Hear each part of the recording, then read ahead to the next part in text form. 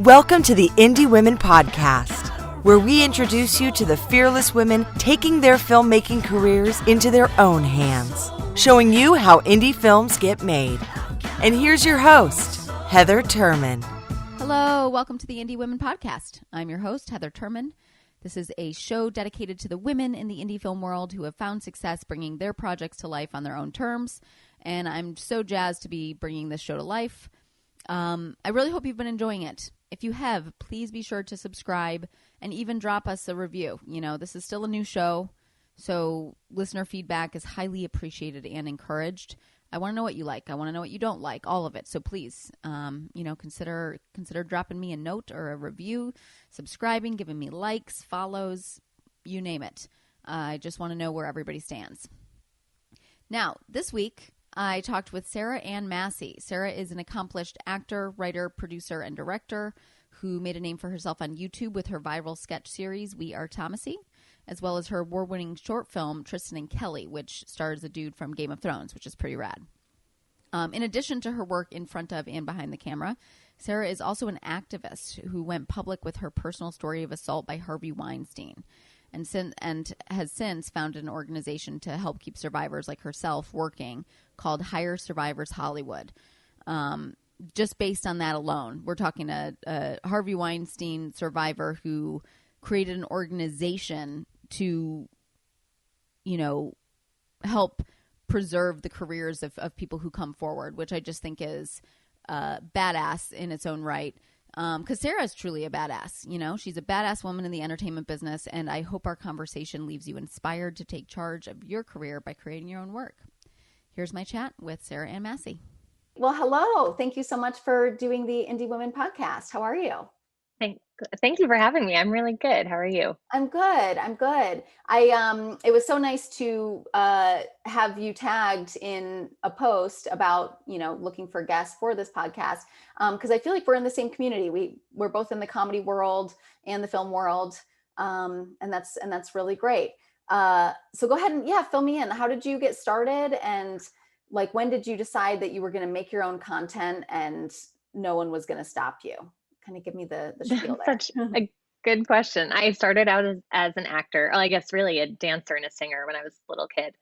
And by the time I was a teenager, I started acting. And by the time I was 15, I knew I didn't want to go to college. I knew exactly what studio I wanted to train at in New York. And I grew up in the tri-state area.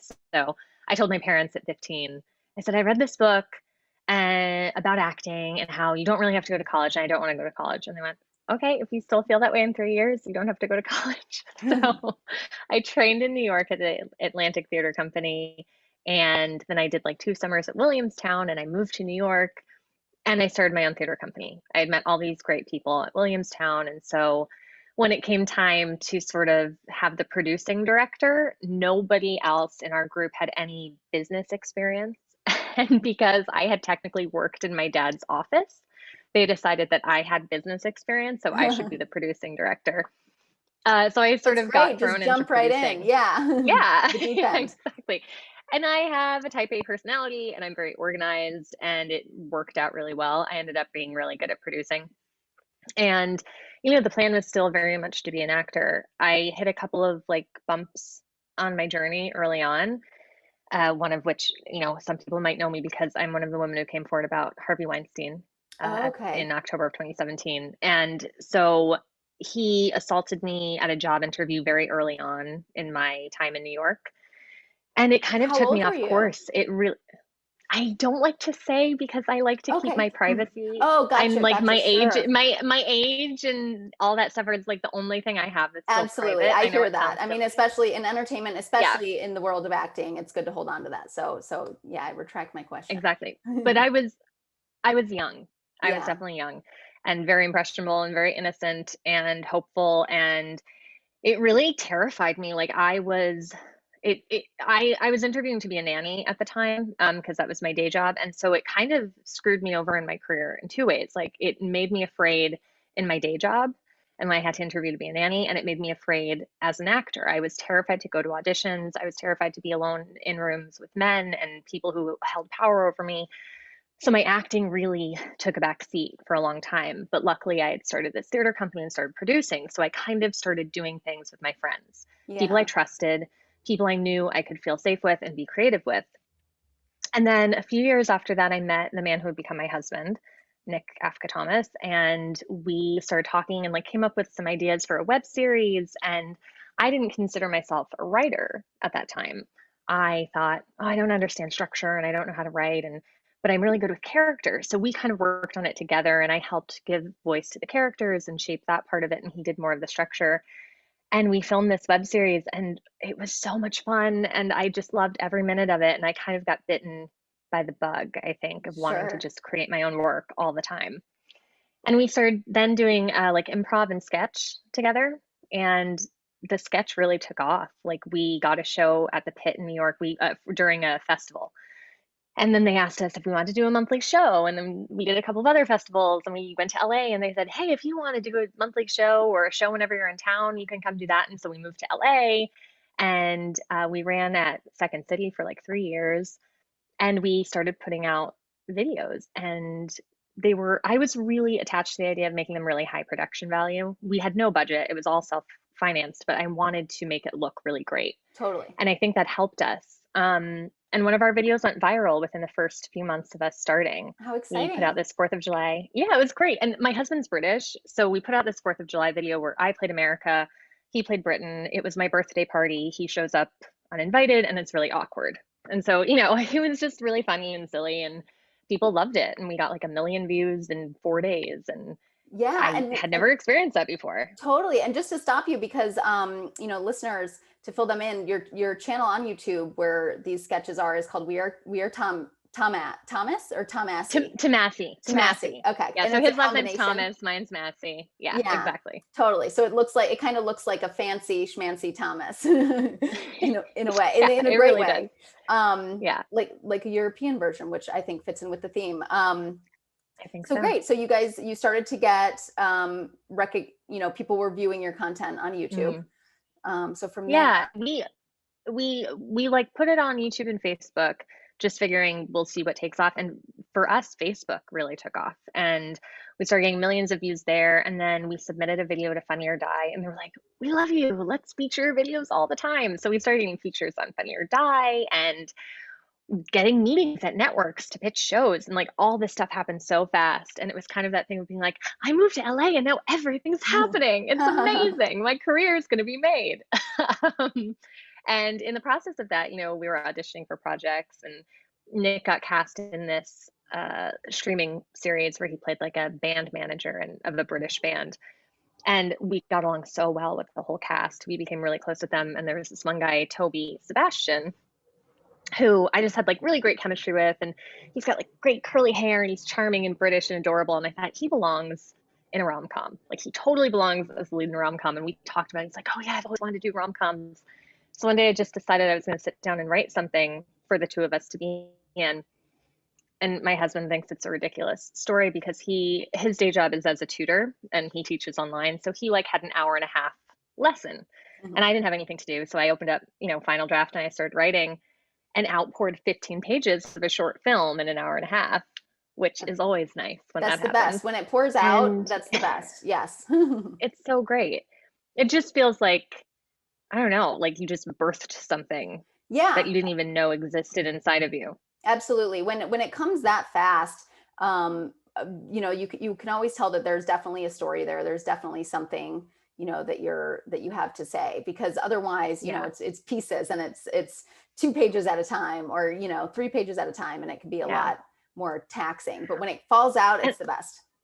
it's wonderful. And I don't know if you're like this. I find sometimes like the ideas that I really have to think about and really process through and stuff, they're much harder to write, and they're often not as joyful to write. Like the things that just feel like they're organically coming from a place of where you just like have to tell this story, it feels like a really joyful experience. So I really didn't know what I was going to do. I just thought I want to write something for Toby and I. And this story came out, and I realized after I wrote it, I was like, oh, it's kind of like me.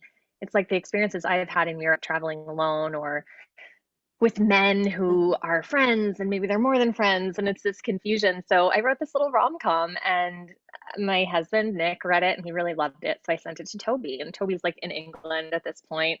And who, like, he's been on Game of Thrones and he's fancy, and who knows if he's going to want to do my film.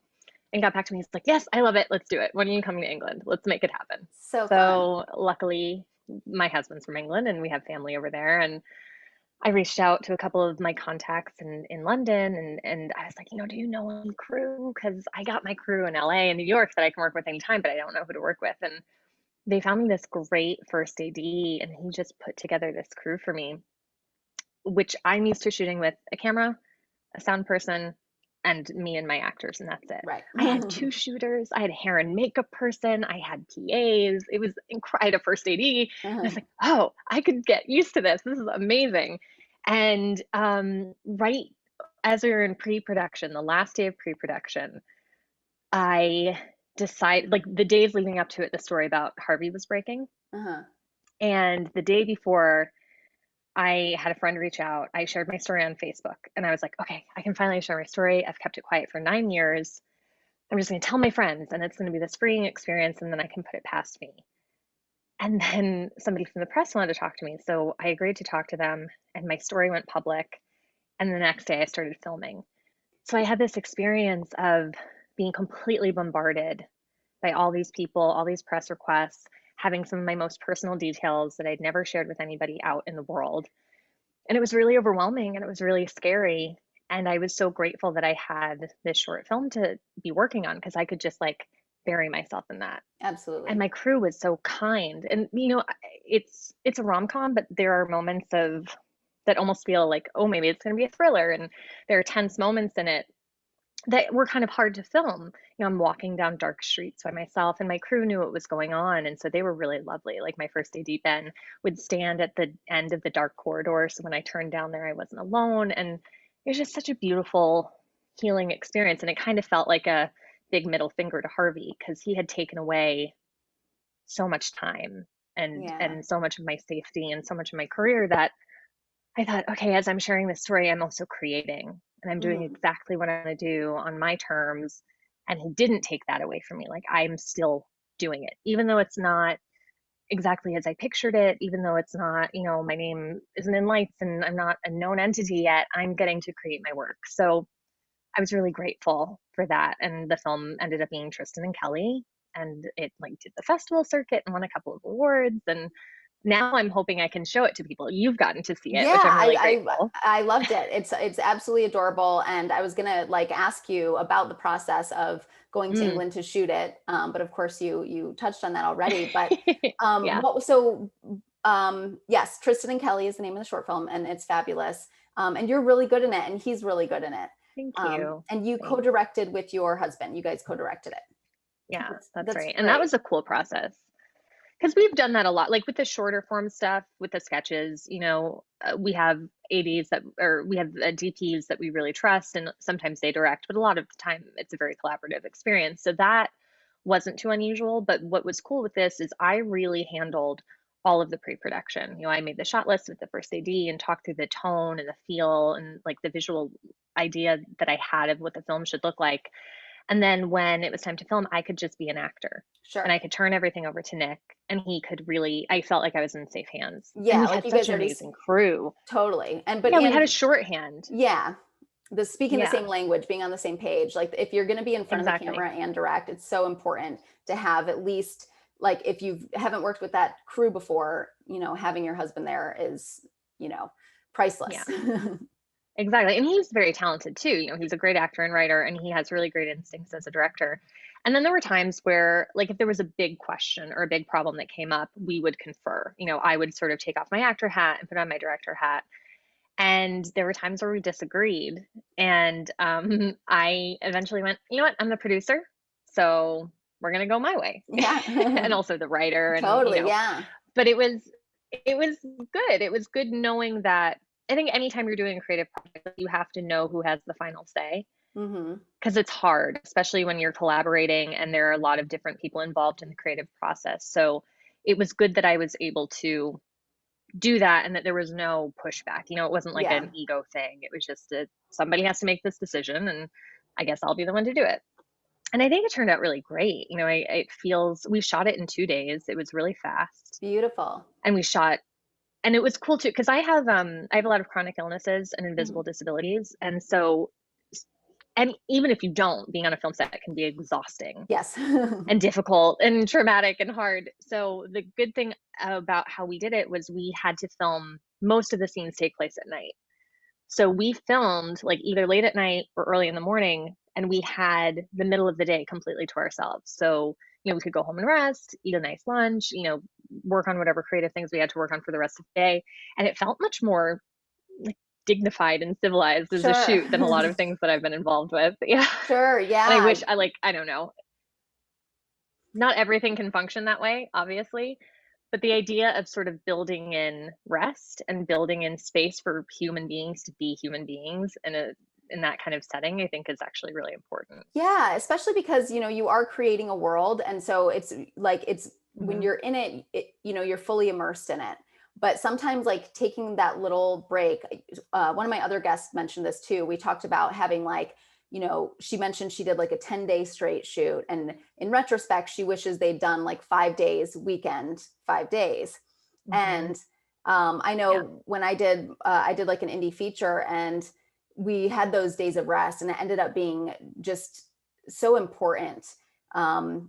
Getting everybody refreshed, like, you know, and letting people relax and rest is, I mean, they get then to bring their A game to the rest of the shoot, you know, because when they're going, by the end, you're running on empty, like you're going to end up losing stuff, especially the quality, because you're going to be so ready to be done that you're going to be willing to be like, it's fine, we got it, you know, cut to, you don't got it.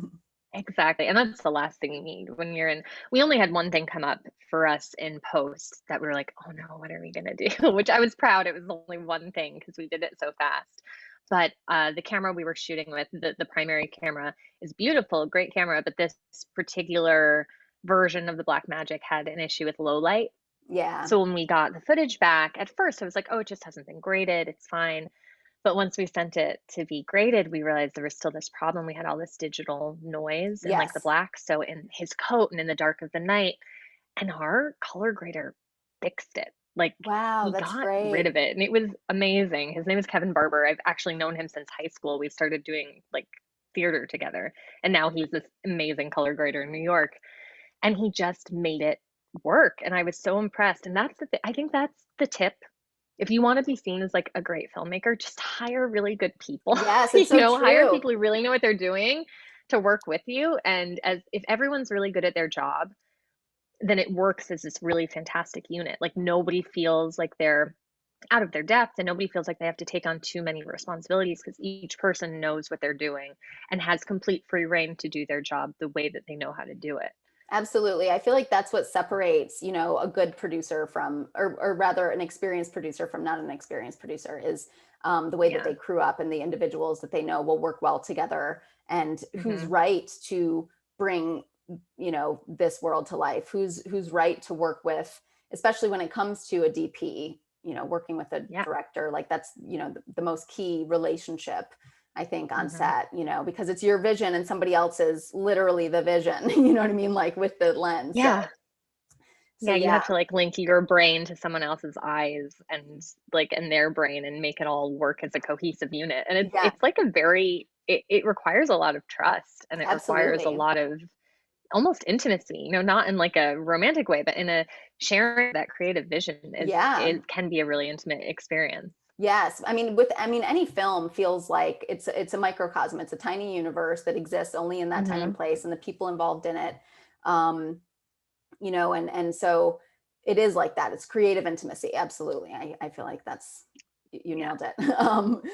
So I mean, I love all this, and this being a female in the indie realm focused podcast, like as far as the Harvey Weinstein stuff goes, like did you feel like outside of the direct impact in terms of like you mentioned, taking away your safety, and then how you felt in terms of putting yourself out there with other executives or other, you know, people of power in the industry, how do you feel that it impacted, like, did you feel like there was any sort of like pushback, like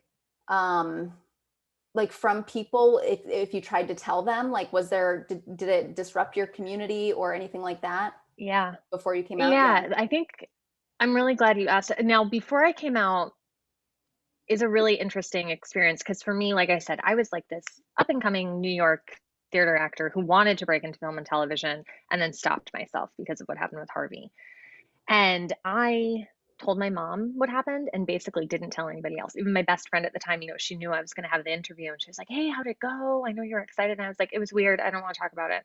And Yeah. I just like would shut down. I didn't want to talk about it because he was so powerful Yeah. and also so terrifying. Like he showed this side of himself that was very violent and very scary in our interaction, directed at his children, actually.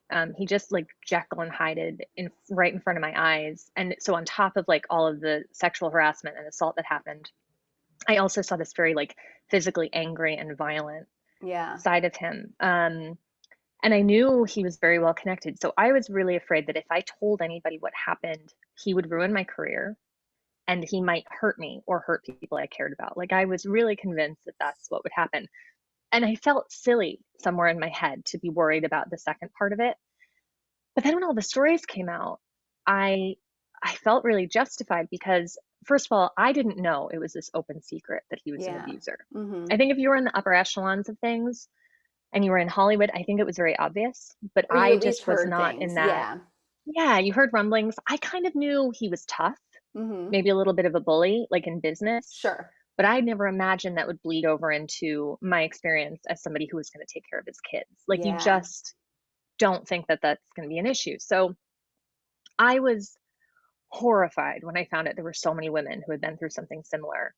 But I also felt like I wasn't crazy. I felt like, Yeah. okay, I wasn't wrong to be afraid of him. And I wasn't wrong to think what happened to me wasn't okay. Like it clearly wasn't. And he was doing this over and over again. And so when I came forward, I thought I'll be safe now. Mm-hmm. He was like being fired. I felt like there were going to be repercussions. All these very famous women had come forward. And so I felt like I was protected and really grateful that I had that ability now to speak about my experience. And at first, I'd say most of the feedback I got was positive. Like the first couple of months, I got connected with a bunch of the other survivors, and that was really nice to have that community. And I was invited to a few events where they were like, talking about this issue and again, meeting more survivors. And most people online were like, "Good for you, he's a monster." And then something shifted, I think probably around December, there were more people who were being called out. And I continued to speak up about Harvey. I continued to speak up about abuse in the industry as a whole. And, I tweeted about it all the time. And I got a call one day from my agent saying, "I don't know what you're saying on Twitter, but I'm getting angry phone calls from casting directors. They're not going to call you in anymore. You're going to be blacklisted. You're being Oh my blacklisted." God. And it was like the 9 years of fear I had carried about that exact thing happening was suddenly happening to me. Yeah. And, at first, my auditions slowed down maybe a little bit in the first couple of months after, but not a huge amount. So I thought, okay, well, maybe it was just like some random jerks and it's over. And then within a couple of months, everything had stopped. Wow. And so it's been 3 years since, a little bit more than 3 years since that, I've had 4 auditions that I have Damn. not gotten. Like, I've done friends projects or Right. small things like that, but actual legitimate auditions I've had 4 in 3 years. I used to have 4 in a month. Yeah, It's totally. clearly a very different experience, and it's soul crushing, honestly. Yeah. You spend your whole life working towards this thing. It's the thing you're good at. It's the thing you love. It's the thing that is supposed to help you make money and Yes. like keep a roof over your head. And it's taken away from you. And it's so hard, and it's already a hard industry. Yeah. It's already very competitive and it's a huge numbers game. And so even if you are getting a lot of auditions, the amount of work is still small. You Yeah, have to work really hard. Somebody shared a stat on this podcast that the average, or I heard it on another one, one or the other somewhere recently in the last week. I heard podcast. it's like 1 in 4,000. So like literally like 4,000 people tend to be submitted per role. So when you get an audition and you're one of, 20 or one of 40, that's enormous. That's huge just to even get the audition. And so to lose the chance at, the 4 chances a month at a job, I mean, that's astronomical. And then on top of it, you touched on something interesting, because I have a big problem with a lot of the way that this industry operates in terms of like integrity. So many people lack integrity. They're willing to stand by and support bad behavior and harmful behavior and abuse and all kinds of things because, it might put their career on the line. And so many people lack that integrity to say, no, like that's not okay, so kudos to you for doing it. And I'm so sorry that you had that happen. Yeah. And the thing is, it's not just me. So I started talking about what was going on with me.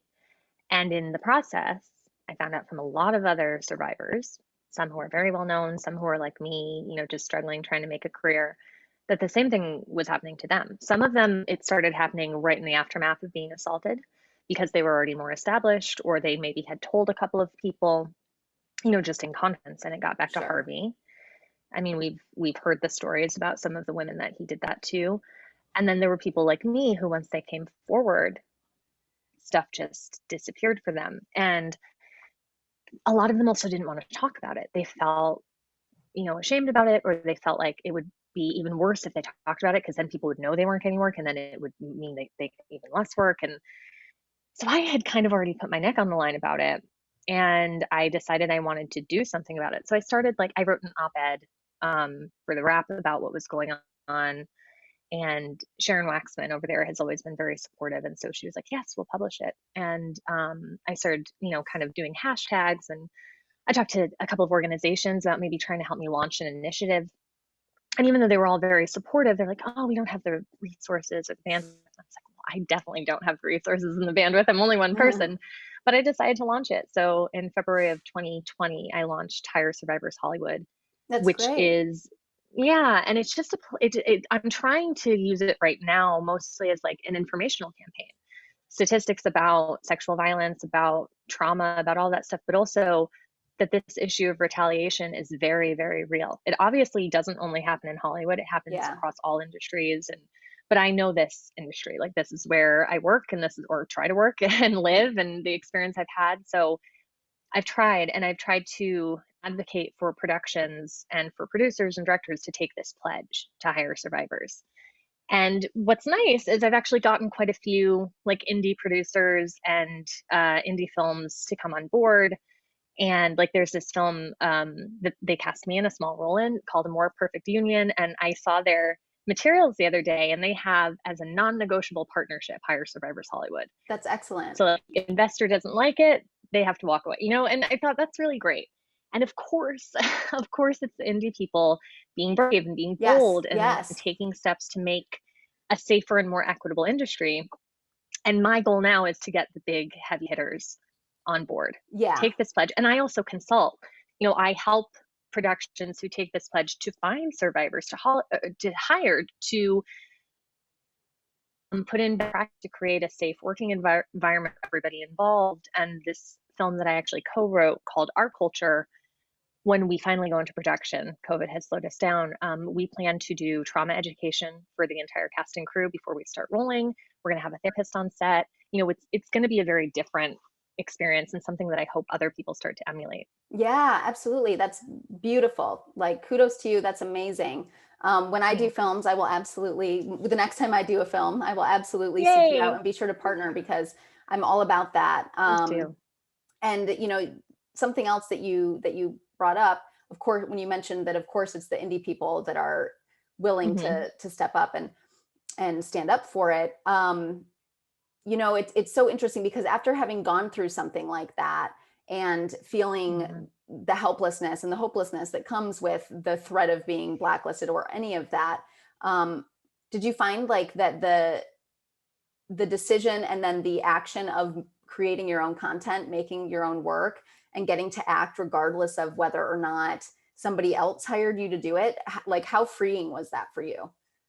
Well, thank God, honestly. Like, because if I didn't have the abilities and the skills to make my own work, I just wouldn't be getting the opportunity to be creative at all. And that would be really soul crushing. And so I feel really grateful, but it's still hard. I mean, I now have these features and I have some pilots, and I'm lucky to have a manager who really supports me now and who's really great, and he's taking stuff out. But I'm also dipping my toe into maybe exploring like investors and financing for the Right. first time. Because, like I said, everything's been totally self financed, totally done all in house, Right. literally in my house. It's like, Yes. so I'm trying to get those opportunities because I need to empower myself more to actually make things that can bring in money, and Yeah. so that I can actually have the means to hire people myself. I want to be able to create the change by doing it, and I want to continue to make my art, but I can't just permanently make art at a loss Yes. for the rest of Exactly. my life. Like it has to, and that's the other thing too, to jump back a little bit. I'm trying to convince the people who have the money that by hiring abusers and working with them, they're costing themselves so much money. They're Yes. putting themselves in a much higher liability situation. The press is terrible. Audiences are becoming more savvy and more disinclined to watch projects Yes. that have known abusers attached to them. They're costing themselves money. And much like with the diversity and inclusion issue in our industry, I think I saw a statistic the other day that said Hollywood costs itself something like $40 billion a year by not focusing on hiring Black artists, telling Black stories.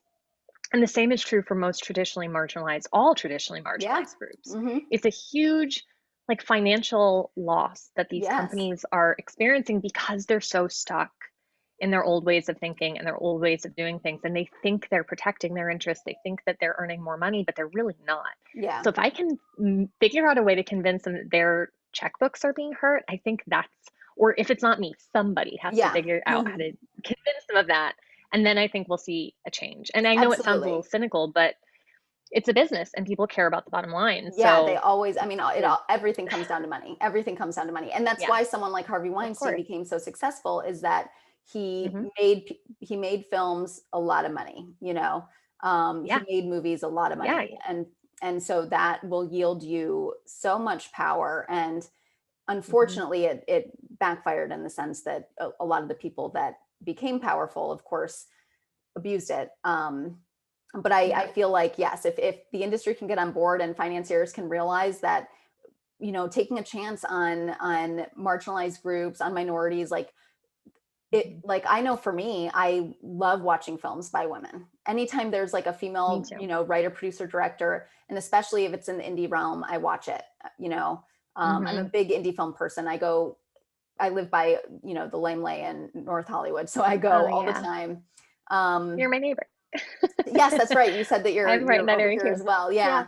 Yeah. Yep. It's great, and I do feel like that, like you're right, point out that financially they're hurting themselves and you'll start to see change. Hmm. So, 100%. Because like yeah, I could make low budget stuff that looks really good for the rest of my life. I have absolutely. taught workshops to try to empower artists to be able to make their own art because you really can do it. So I'm not worried about that. I know I'll always have a creative outlet, but I want to make money too. Like I want to Yeah. be able to pay my health bills and keep a roof over my head and maybe have a kid one day and just have a normal life. And a lot of that has been taken away from me, and it's been taken away from a lot of people. And Yeah. I can't just sit there and let it happen. I have that thing in me that needs to keep pushing to change Yeah. it. That's And like, screw that. Like, I'm taking back my yeah, career. Like, I'm taking back my yeah, life, my art, all of it. Absolutely. absolutely. So, so this was your first time directing a short film when you did Tristan and Kelly. Hmm. But of course, you did all of your. Well, yeah, I'd say, yeah. I mean, outside of sketch and like promo videos and things, Yeah, this is my small and stuff. I had directed theater as well in the past. So it was kind of nice to get back to directing something that was slightly longer form narrative Yeah. because it's something I had done in the past, and it was like really nice to put that skill to work again, Yeah, and it's 15 minutes, which is, I think the runtime on the film is a little less than that, but it's right around there, which is such a sweet spot because it is a full narrative. It's not a super short. Yeah. It's completely different than your sketch work and promo videos and anything that you've done on YouTube. How did you find the festival circuit to be? What was that experience? You said you won a couple awards. Yeah, I won like best writing at one festival, at the Female Filmmakers Fuse Festival. That's actually how I ended up getting hired to do Our Culture, which is a whole other story. And then we won like best short rom-com at the Marina Del Rey Film Festival, which was really lovely. And it was such a new experience for me. I spent way too much money on submissions. Yes. Like we all do. I think I probably spent more money submitting my film to festivals than I did making the film. Which is ridiculous, but it's a learning curve. And I had submitted for like 2019 and 2020. So a lot of the festivals I got into, I didn't get to go to. It was all remote and all some of them virtual. got canceled. And so it was weird. Like I had a couple in New York, which was really great. I happened to be on the East Coast at that time. So I got to go, and like the Marina Del Rey one out here, it was in a huge movie theater and like a giant screen. And that was amazing. Yeah. The year before, I think I got to see myself on the big screen really for the first time because Jason Mraz, who's a singer-songwriter, has become a close friend, and we've worked with him a lot. And he asked us to produce this like one written section of this documentary he did. Very and cool. So we did like a parody. Yeah, we did a parody pharmaceutical commercial. And it was really fun. And I was like, oh, look, we're on the big screen as this is showing. And that's just such a cool experience always. But I really liked it. I loved getting to see other people's work. You don't always have a great forum to watch shorts, especially like indie shorts. And so it was nice to get to see so many fellow filmmakers and how they decide to tell their stories and what makes them feel passionate and excited. And I loved it. I really loved it. Yeah, I feel like it's a really fun experience. It can be costly, and it is that thing like nowadays there is unfortunately a lot more festivals that are a bit scammy and you don't really get anything out of it, and they're just in it to get submissions and money. And because a friend of mine runs New Filmmakers LA, it's a great organization, I'll just plug that. Nice. Larry LeBeau, and we were roommates when he first was launching, and I was going to partner with him and do the whole thing. But that first month, I mean, boatloads. This was before like digital screeners were really a thing. This was like, I mean, I don't know, 2008, I think. And all of these, like so many DVDs came in the mail, so many. And that recognition for a brand new festival was getting that many submissions. Like, I mean, I realized what a cash cow like running a festival can be. Oh yeah. Yeah. And unfortunately a lot of people have taken it to do just that. They run these shitty festivals, and it's unfortunate because we're spending a lot of money to submit our films, to put them in front of people who care about the process, who care about the art, and who, in order for us to network and meet other filmmakers and see who's doing stuff, that interests us. So maybe we want to collaborate. And so, yeah, did you feel like you found any like, scammy ones, or do you feel like you had a good turn in general? Well, I think, I think there were a couple, like there was one I got into and it advanced to the next level and like what, and then they just disappeared, and it was before the pandemic hit. Yeah. And I was like, oh, that happened to a friend. Okay, I guess they just took my money. Yeah. And there's no real festival. Once we turn this off, we should exchange the name of that festival, because I produced a short for a friend, and the lead actor who also, produced it, reached out to me and was like, yay, we got into this festival. And it was the same thing. It was like rounds. And then it completely fell off. And it was like, well, wait a second. And where are the laurels? It was just a mess. So we'll have to trade names on that. Compare notes.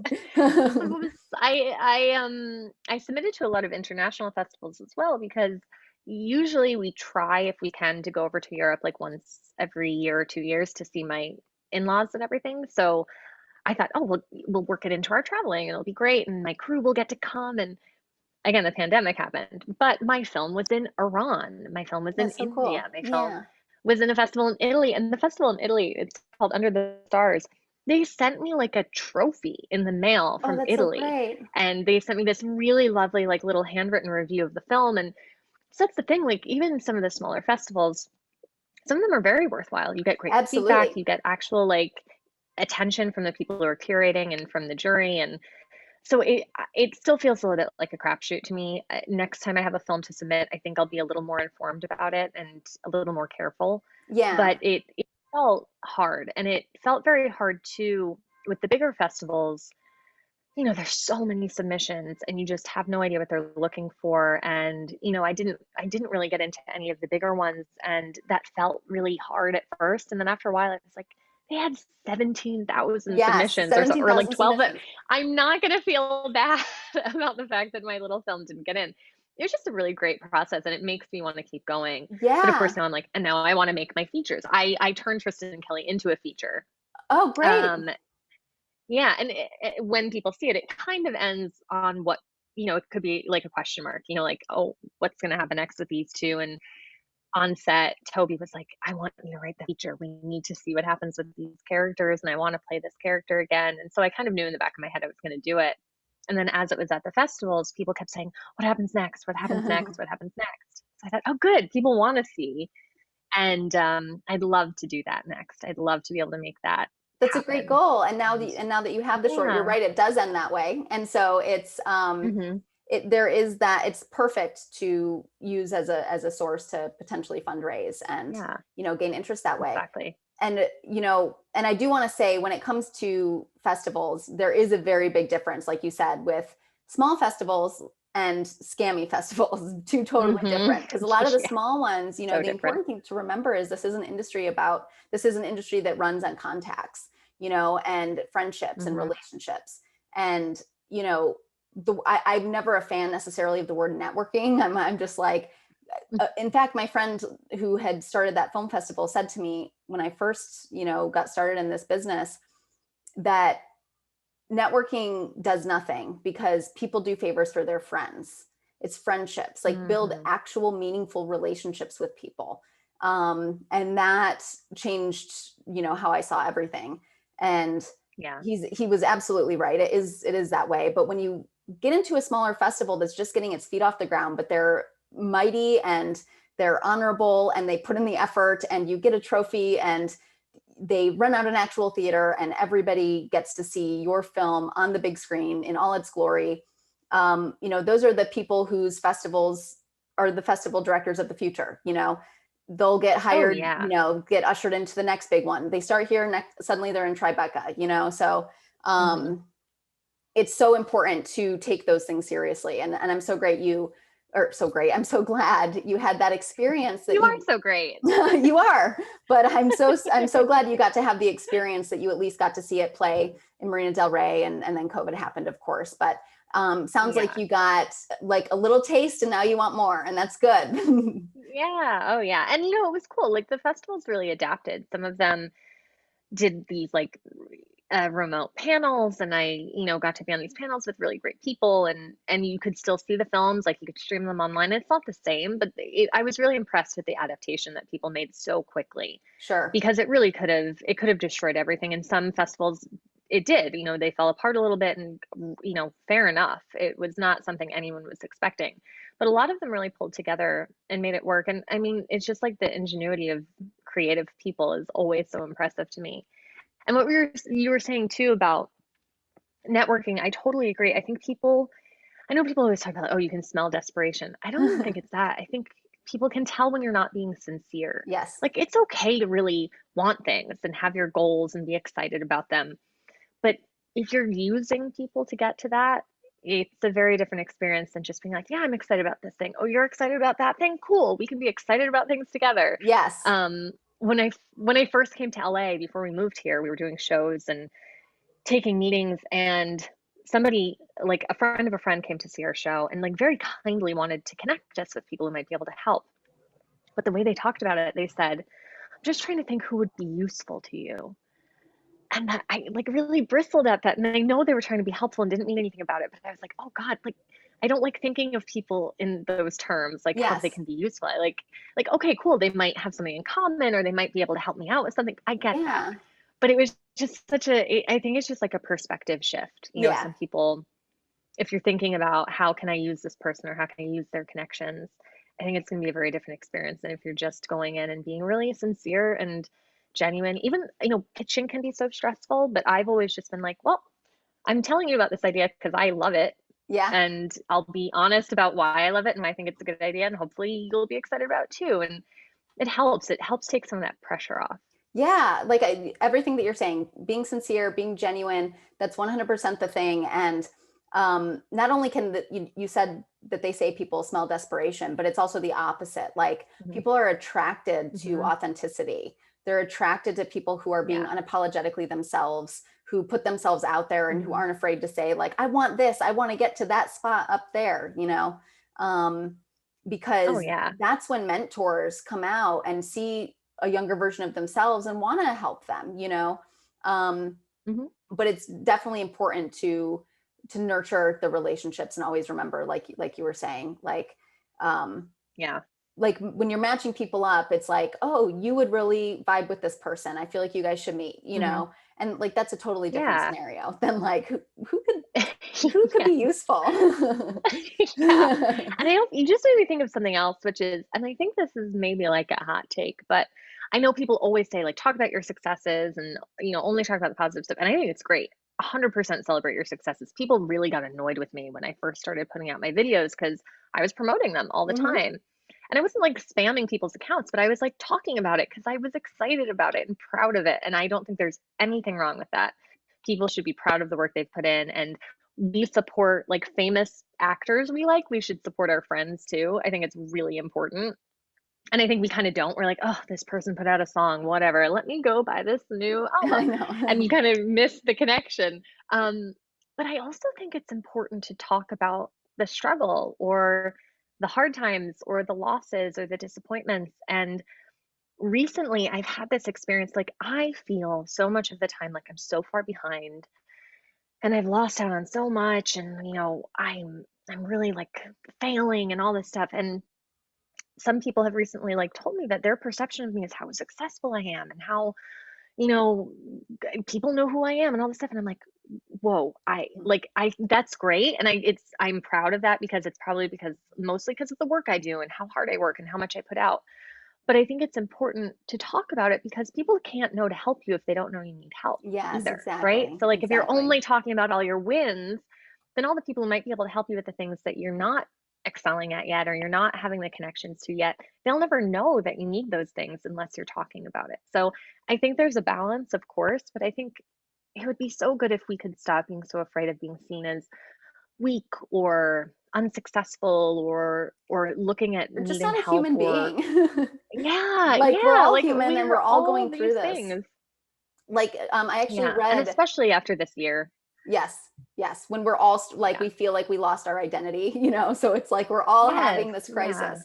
I read this book that was about, you know, things. I think it's in a book called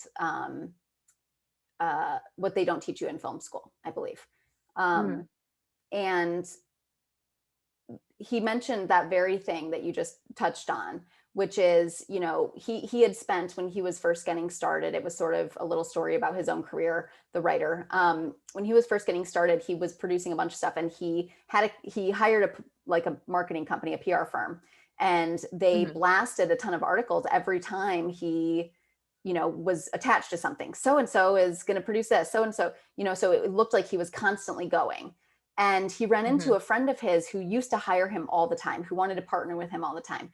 And he's just like, hey man, like you haven't hit me up in a while. We haven't worked together in a while. And the guy's like, I thought you were too busy for me. I see your name in the trades every other, you know what I mean? And this guy was spending money on a PR firm to make it look like he was a hotshot and, you know, missed out on work because of it. And I think that that's such an important thing, you know, be honest. We want to work, be honest with people. I'm in between projects. I'm desperately looking for a new creative thing. Are you working on anything that I can collaborate with you on? Like, you know, being upfront and honest. And I've struggled with that my whole career. I'm very much like a self-starter. I'm just like, well, I can do whatever I want. Nobody can stop me, you know? But at the end of the day, I feel that. Totally. And it's great. And it's just good to have that spirit, you know?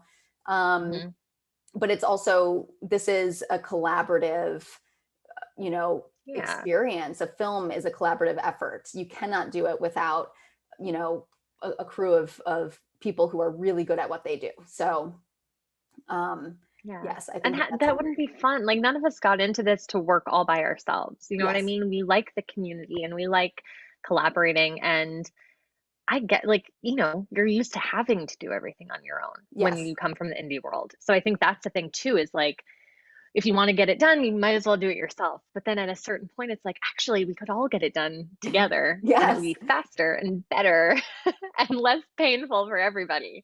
Absolutely. Exactly. Yeah. Exactly. I love that. So hopefully people listening to this, like, hit us up. We'll work with you. Yeah. We 100%. totally. So, we've got a couple minutes left here, and I do want to touch on you've got a show out there that you're trying to pitch right now, that you have Mhm. a teaser set up for. What else do you have going on, and what would you kind of like to see be, aside from Tristan Kelly, the feature, which sounds like a great next thing? I think you should definitely pursue it. What Yeah. else, what else do you have going Thanks. on, and what would you like to make happen in the next little bit? Yeah, well, I have a pilot. It's a sitcom, and it's like a multi-generational story. So sort of an older rich woman and like a just like struggling 30 something woman, and they have the same man in their life kind of screws up their life in different ways, and they team up together to not really get back at him, but sort of reclaim their lives. And it's a little bit like an odd couple kind of scenario, but I love it. And that's going out to some folks right now. And it's called Flipping Hell. And it's just a script that I wrote a couple of years ago with my husband, and I'm really excited about it. And I hope there's some heat behind it, because I Yeah, think that it's sounds like the right excellent. time too. And it's definitely got a lot of the like Me Too themes built into it. I mean, I was writing it in a very fiery headspace. So As there's you a lot should. of that in the Catharsis. pilot. Yeah, yeah, it was great. And so I've got that. And like you mentioned, there's this show called The Real Founding Fathers of America.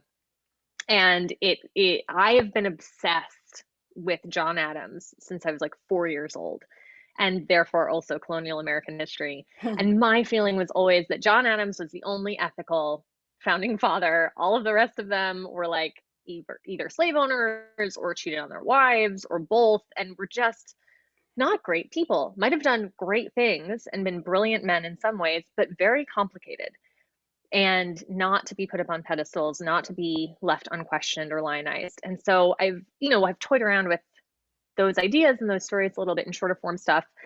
And we were filming a sketch that took place in 1776. It was the follow up to our 4th of July video. And so I'm on set in full colonial garb, and my husband is dressed as a British soldier, and I've got Washington and Jefferson and Adams behind me. And I was just like happy as a clam and wanting to do this every day of my life. And I said to Nick, we should do this more. And then on the car drive home, I went, what about a show called The Real Founding Fathers of America? And it would be the real founding fathers combined with the real housewives. And so Hilarious. the little proof of concept is exactly that. It's the founding fathers. They're on the battlefield in 1781 at Yorktown. And it's filmed like a housewives show. And the thing is that these men were extremely petty and extremely competitive and catty, and all the things like we stereotype onto women and successful women. But this is exactly, I mean, Like their wigs, Jefferson like who had the best started, wig and that kind of shit. yes, yes. And Jefferson literally started a rumor that Adams was a hermaphrodite, and like had it published Hilarious. in the papers. So, I mean, it was just rich for pulling this off. And so we made this proof of concept. We got to film it at the West Coast's largest Revolutionary War reenactment a couple of years ago. Amazing. It was incredible. And the most surreal part of it was, at this point, we had put out a few of these Britain and America Awkward Exes videos. And I'm there dressed as John Adams. And I hear in the background, I hear, America, hey, America, America over here. And I was like, what? And I turned around, and there were all these people who recognized me from our We Are Thomasse videos, and they knew me as America. And it was this total trip. And it was so much fun. So we have the proof of concept for that. We have the treatment for that. Desperate for somebody to just go, yes. And the thing is, we're coming up on the 250th anniversary of the Declaration of Independence. Yeah. And we're having all these conversations finally about like, should these statues stand? What are these, what is the actual legacy of these men? should we even have Jefferson on our money anymore? Knowing what we know about him and how he abused Sally Hemings and all these things. And we're going to talk about that in the show, but put it through a lens where people can laugh. I've always found that if you can make people laugh first, you break down their walls, you break down their defenses, and they hear things in a new way and they process information in a more open-minded way. So I just really, if anybody listening wants to make this show, call me, because I want to make it so badly. I'm like, it sounds perfect for Comedy Central. Like, it's right up Comedy Central's alley. But of course, I haven't, read the material or anything, but even anything, even like HBO and Showtime, I feel like, could do a little grittier, but still very on point version of that. That sounds excellent. You've pitched two great things. So hopefully somebody listening will reach out. We keep thinking like FX or HBO FX would be a really good home for. And Taika Waititi has this new show he's involved with called Our Flag Means Death, which is about real life pirates, actual historical people. And I was like, Taika needs to come on board this Founding Fathers project. Or like Tom Hanks and Playtone. He's a big history nerd. I'm like, just somebody hear this. I'm going to put it out into the universe and make it happen. Yeah. Oh, and when you say Tom Hanks, it makes me think like Colin Hanks. That's like an interesting, seek him out, because then Playtone will do it. That's right. I love that. I know, right? I love this all so much. We didn't even talk about, the comedy world, but who cares? This is an indie film podcast. So that's excellent. Great. I love this so much. I'm going to go ahead and include all of your socials and all that stuff in the podcast description. But if you just want to shout out real quick where people can follow you in case they're just driving and listening. So I'm on every platform as Sarah Ann Masse, SarahAnnMasse. And then you can find Hire Survivors, Hollywood, and We Are Thomasse. Thomasse is spelled THOMASSE on Instagram, Facebook, Twitter. We've got websites. I'm very easy to find. If you find me, you'll find everything you need. Totally. So check us out for sure. I love it. Perfect. Well, thank you so much. You dropped so many great knowledge bombs. Thank you for, being so open about everything. And I can't wait to see what you do next. So keep me posted. Thank you. Thanks so much for having me. This was a real pleasure.